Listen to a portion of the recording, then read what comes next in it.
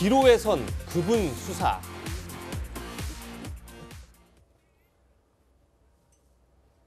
대장동 개발 특혜 의혹 사건 소식부터 살펴보겠습니다.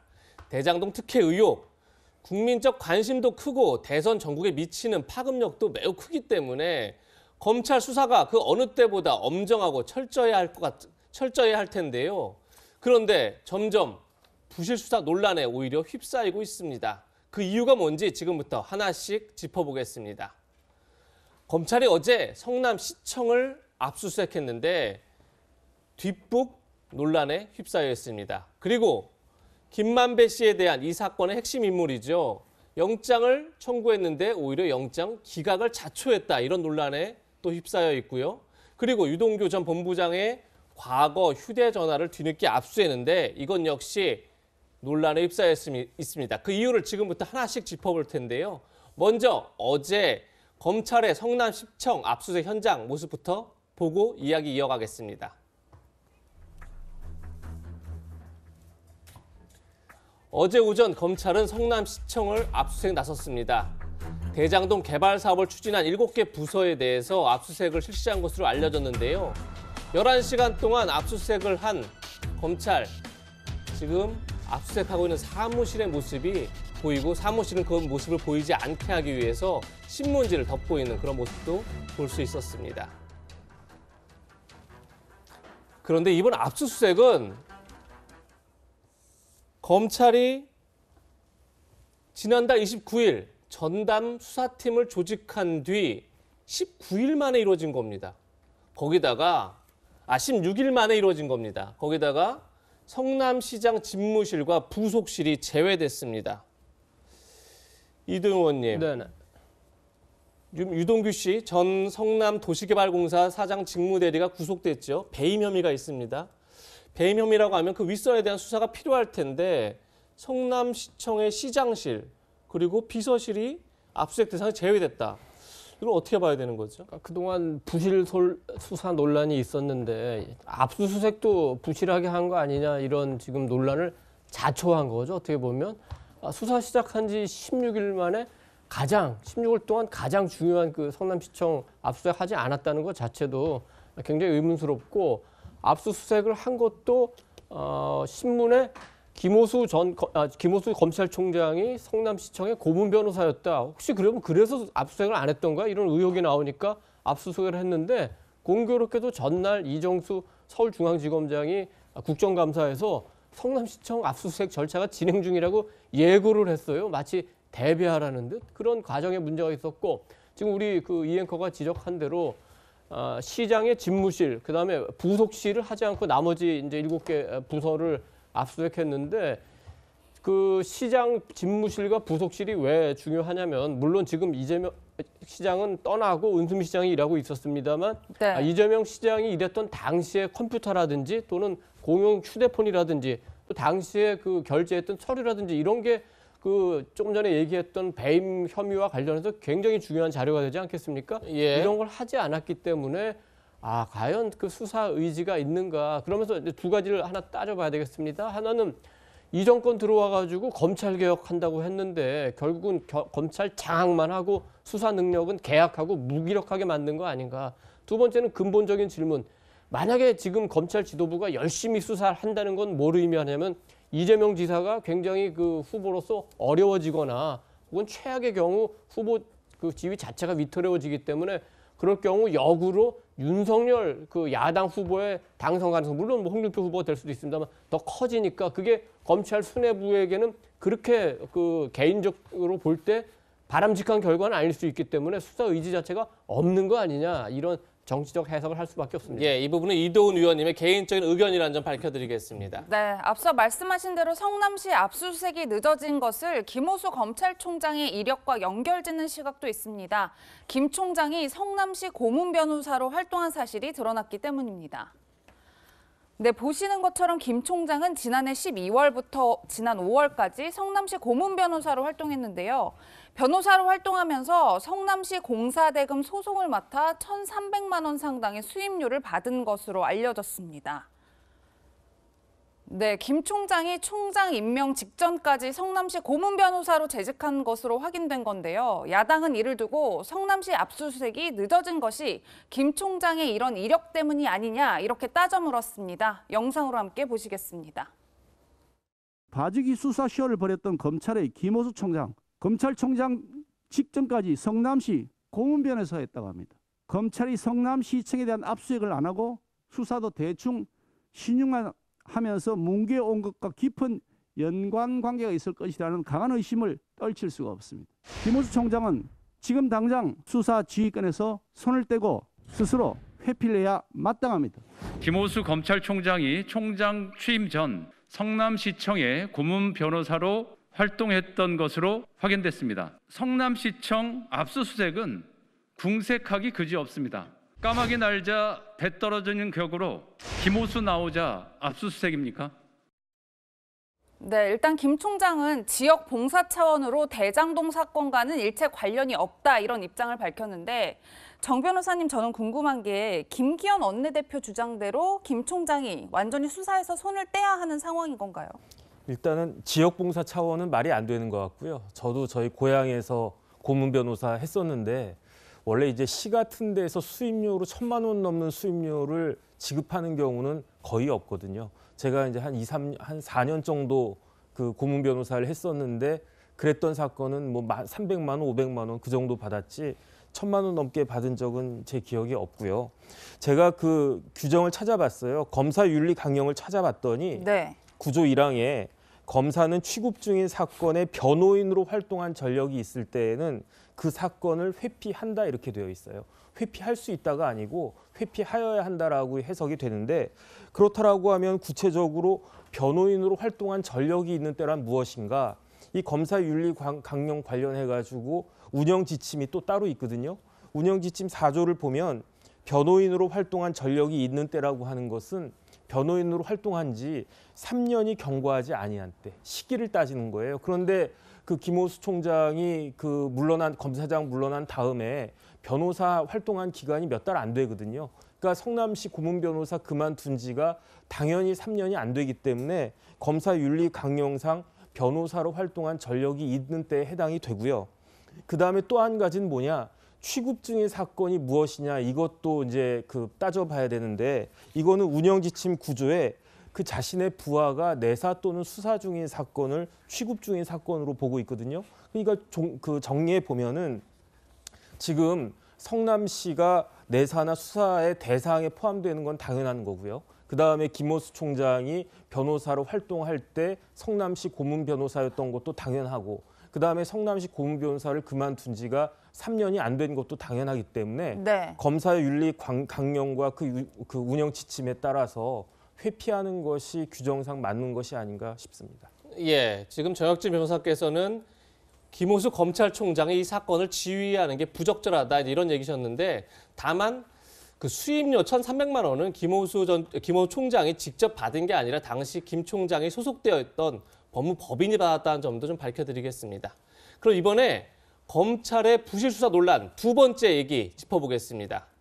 바로 무리한 영장 청구로 김만배 씨 영장 기각을 자초했다 이런 얘기인데요. 그제 영상 실질 심사 영상을 먼저 보고 그리고 이야기 이어가겠습니다. 그분에 대한 설명 계속 엇갈린다라는 지적들이 있습니다. 아니 그분은 전혀 없고요. 그분은 전혀 없습니다. 맥락을 들어봐야 아는데 그때그때 이런 얘기 저런 얘기 했기 때문에 기억이 나지 않습니다. 그래서 사실 그런 분은 없습니다. 제 거 주인은 제가 주인입니다. 이재명 신보 만배 씨가 나옵니다.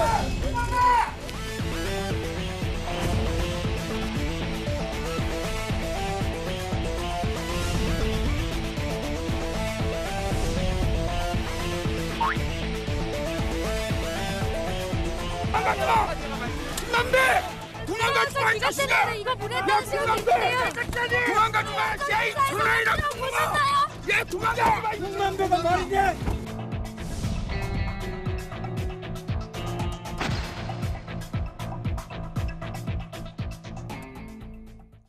그런데 검찰이 왜 영장 기각을 자초했는지 하는 부분은 바로 여기서부터 시작됩니다.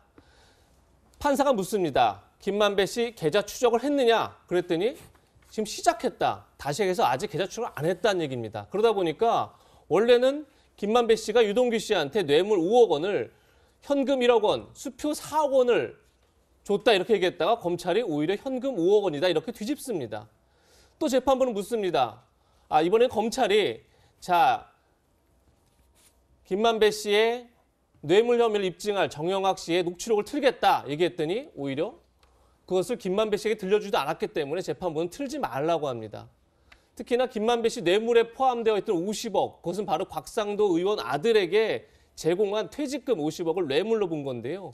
곽상도 의원에 대한 조사도 하지 않은 상황이었다고 합니다. 정혁진 변호사님, 이거 부실 수사다 이렇게 봐도 무방한 건가요?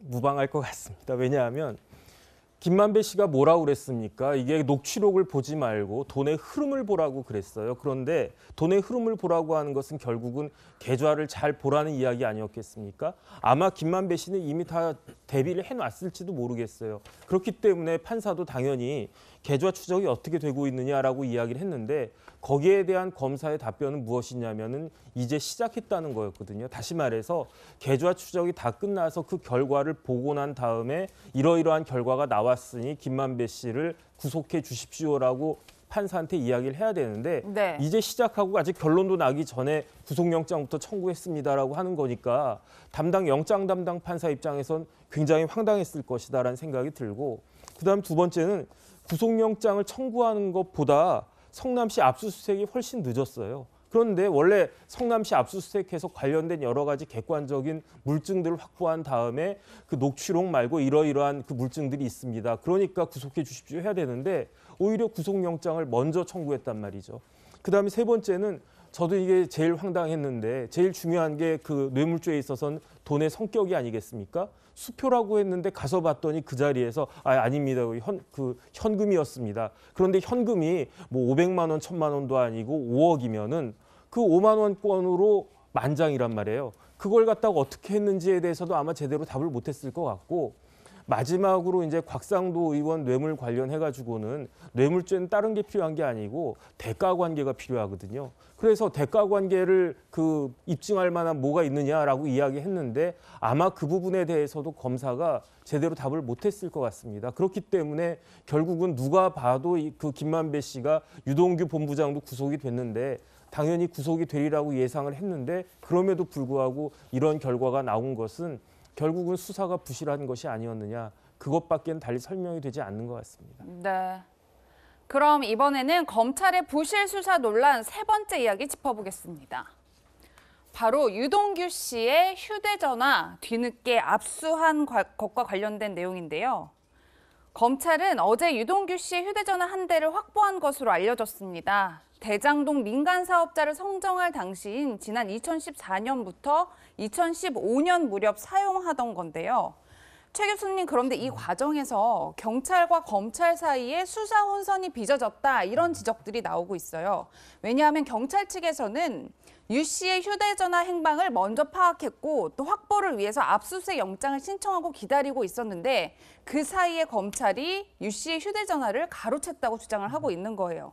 일각에서는 경찰과 검찰의 이 중복 수사가 혼선을 자초했다 뭐 이런 지적들이 있어요. 어떻게 보세요? 그런 지적이 있죠. 저는 이거는 검경이 함께 합동수사본부를 만들든 좀 바꿔야 된다고 생각해요. 지금 말씀하신 것처럼 이 휴대전화 같은 경우도 양쪽이 지금 뭐 의견이 약간 차이가 있긴 합니다만 경찰은 뭐라고 얘기하냐면 검찰이 압수수색 영장을 2개를 준비했다는 거 아니에요. 그러니까 경찰이 신청한 압수수색 영장을 좀 늦게 제출하고 본인들이 압수수색 영장 만들어가지고 따로 제출해서 그 정보 가지고 미리 가서 압수수색을 했다는 거 아닙니까? 물론 이제 사실관계를 확인해 봐야 되겠지만 네. 이런 식으로 검찰과 경찰이 수사를 서로 따로따로 하면서 서로 공적을 세우려고 하고 아니면 상대방을 신뢰하지 않는 듯한 모습을 보이는 것은 바람직하지 않다고 봐요. 대통령께서도 신속하게 그리고 명확하게 진실을 다 밝혀내라고 그랬잖아요. 그렇죠. 그러면 저는 검경 수사 합수부를 만들든 검찰과 경찰 이런 방법을 통해서라도 이거 하나로 만들어야지 이런 식으로 서로 경쟁하듯이 또는 서로가 서로를 신뢰하지 못하는 듯한 수사를 하는 것은 앞으로도 국민적 신뢰를 잃는 요소가 될 수 있다. 이런 점 꼭 명심해야 될 걸로 보여집니다. 네. 네. 어제는 국민의힘 김은혜 의원이 새로운 녹취를 공개했습니다. 대장동 사업의 핵심 인물이자 천화동인 4호의 실소유주인 남욱 변호사가 2014년 당시 대장동 주민들을 만나 말한 내용인데요. 그 내용이 왜 중요한지 지금부터 직접 들어보시죠. 제가 봤을 때는 이재명 시장이 되면 아주 급속도로 사업을 진행을 추진은 빨라질 것 같고요.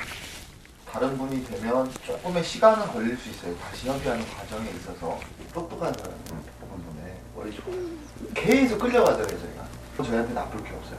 더 이게 제가 듣기로는 다음 사장 다시 재선되는 공사 사장 얘기가 있다고 저는 이제 그렇게 들었는데 요새 저희는 이제 민감한 시기라 저희는 안 만나거든요. 아니 명분들 좋으시잖아요. 이관된 상태에서 지금 완전히 이관이 됐단 말이에요. 공사로. 공사가 전권을 행사할 수 있어요. 이관된 상태에서 시장이 되고 이재명 시장이 되고 유동규 본부장이 사장이 되면 정혁진 변호사님. 네. 지금 남욱 변호사 얘기를 들어보면 이재명 시장이 재선을 하면 사업이 더 순조롭게 빨리 이루어질 수 있다. 이렇게 얘기를 하고 있어요. 그런데 지금까지 이재명 시장은 민간업자들, 당시 시장일 때 민간업자들은 전혀 알지 못한다. 이렇게 밝혔던 건데 마치 지금 남욱 변호사 얘기만 들어보면 이재명 시장 쪽과 민간업자들이 굉장히 유기적으로 움직였다고 볼 수 있는 그런 녹취록 같은데 어떻게 들으셨습니까? 그러니까 과연 그 두 사람 사이에 교감이 없었을까? 그런데 이럴 수는 있어요. 이제 뭐 변호사가 그 주민들을 설득하는 과정에서 마치 본인이 시장을 잘 아는 것처럼 높은 사람을 잘 아는 것처럼 그렇게 블러핑을 갖다가 할 수도 있겠는데 네.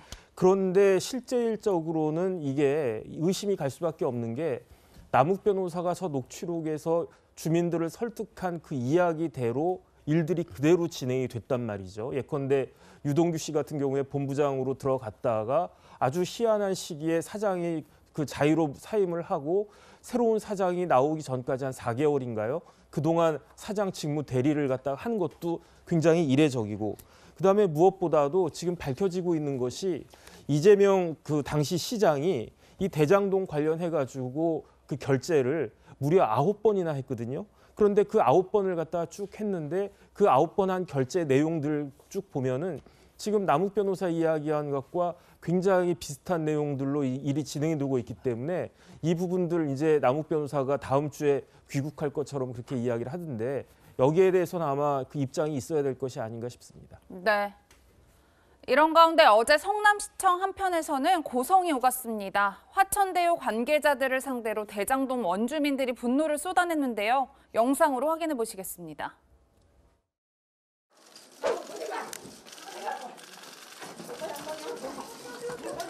뭐가 정당하냐고? 뭐가 정당하냐고 말해봐! 뭐가 정당하냐고! 뭐가 정당하냐고! 뭐가 정당하냐고요? 뭐가 정당해요? 우리 집에 이제 너무 불쌍하단 말이야 지금. 빚더미가 올라졌단 말이야 우리 집인들 지금. 그렇게 수천억씩 가져갔으면서 지네가 뭐가 당당하다는 거야 지금. 집을 지을 수도 없고 지금 다시 재정착할 수 없는 상황이에요. 그래서 지금 이 상황에서 어떻게 하실 거냐고 얘기를 들으러 왔거든요. 근데 할 말이 없고 우리는 잘못한 게 없다.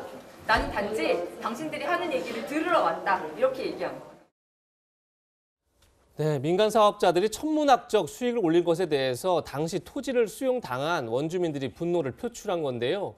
이 논란은 대선 전국의 핵심 쟁점으로 떠올랐습니다. 민주당 이재명 후보 그리고 국민의힘 윤석열 후보 직접 충돌하고 있는데요. 그 소식은 다음 두 번째 한랭킹에서 만나보시죠.